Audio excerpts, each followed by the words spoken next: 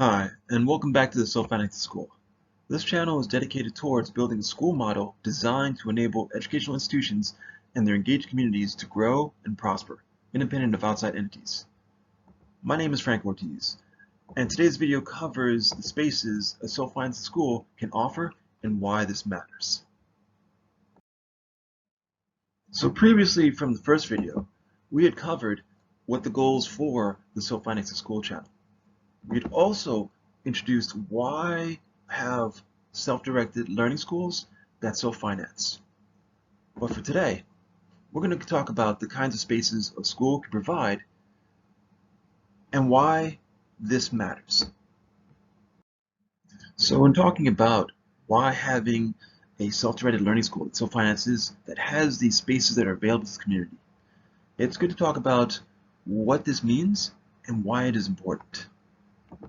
So the basic gist here is that the school facilitates access to community-sought opportunities, goods, and services via membership access to its spaces. That means that community members, in order to be able to do this, have to pay via membership. And there's going to be a series of different membership models based on where this takes place and to enable the maximum number of people to be able to come in and contribute.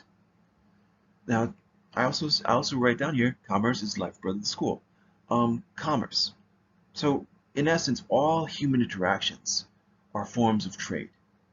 When you put in your time and your energy into an event, an occurrence, an interaction, that's actually a kind of trade. You're giving your time and your energy to receive something back, whether it's information, whether it's assistance, or something else, like a service or a good or a commodity. All human interactions involve this. So this is about facilitating maximum amounts of human interactions. And when we talk about possible spaces, one of them, we could have a makerspace. At this point in time, 3D printing is a pretty well-developed technology, originally developed in the 1990s, but now you can go and buy for $100 a additive 3D printing technology to go and make custom goods and products. So that's there. You can also do subtractive manufacturing. For instance, using laser sintering on wood products to go create custom items. Those are two examples. There are literally dozens more. So this is one space that a school can provide. Another possibility is that school may well have machines that can work on wood and metal, so as to make custom items necessary for at home or at work, whatever it is. So this also represents an opportunity for the community to address needs and wants. Transportation, especially in the Western world, is predicated on having vehicles. And vehicles in the form of cars, trucks, vans, bicycles, motorcycles. And those devices require maintenance and care. And oftentimes, communities that need remediation lack the means to do that care. So hence, this is a space that a school can provide and meet those needs. Speaking of needs, one of the principal needs that any localized economy will need is access to materials. And when you look at what people put out that wind up going to landfills, there's a lot of opportunity for recycling, reusing, repurposing these materials in ways that could lead to enhancement of localized economic activity for that community. So in this respect, the school would be a repository of this, where a value that the community can receive by working with the school would be to pay into accessing these materials, create the products that they're looking for, and then trade those.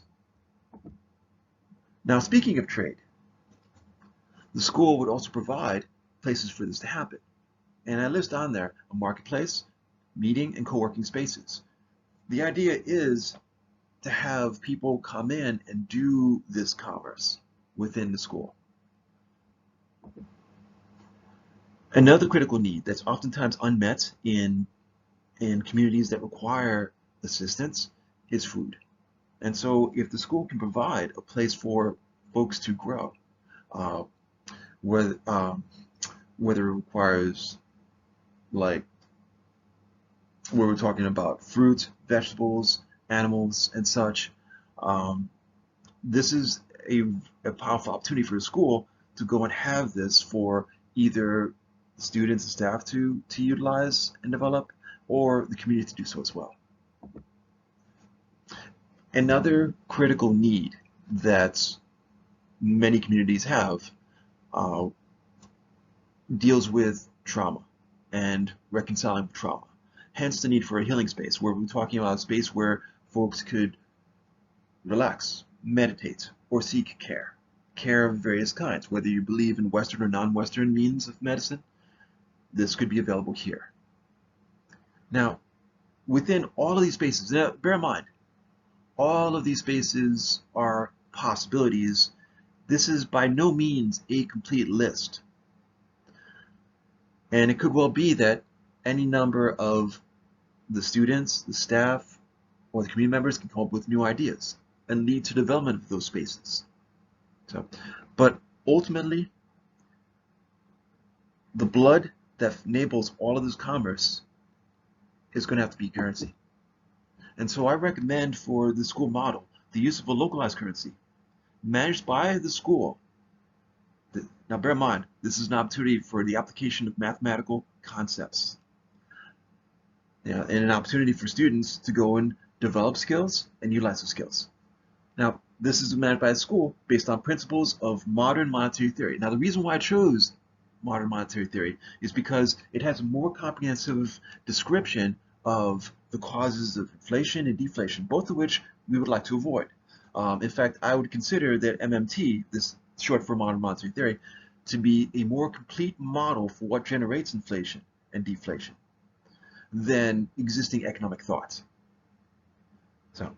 So this principle of MMT, these principles would serve to both enable and enhance the local commerce that these spaces would generate. Now for next time, I'd like to talk about how we can have self-directed learning that ultimately will be able to satisfy national, state, local requirements, because that's the key. Therein, I'm going to talk about like options of pedagogical strategies for all subjects. The most challenging for me was how to approach mathematics and science. But I think I've answered those questions, and I'll be happy to share those next time. Now, if you find that this discussion, these topics, this exploration is of interest to you, you're welcome to click subscribe, as well as post questions and comments below. And as always, thanks and have a great day.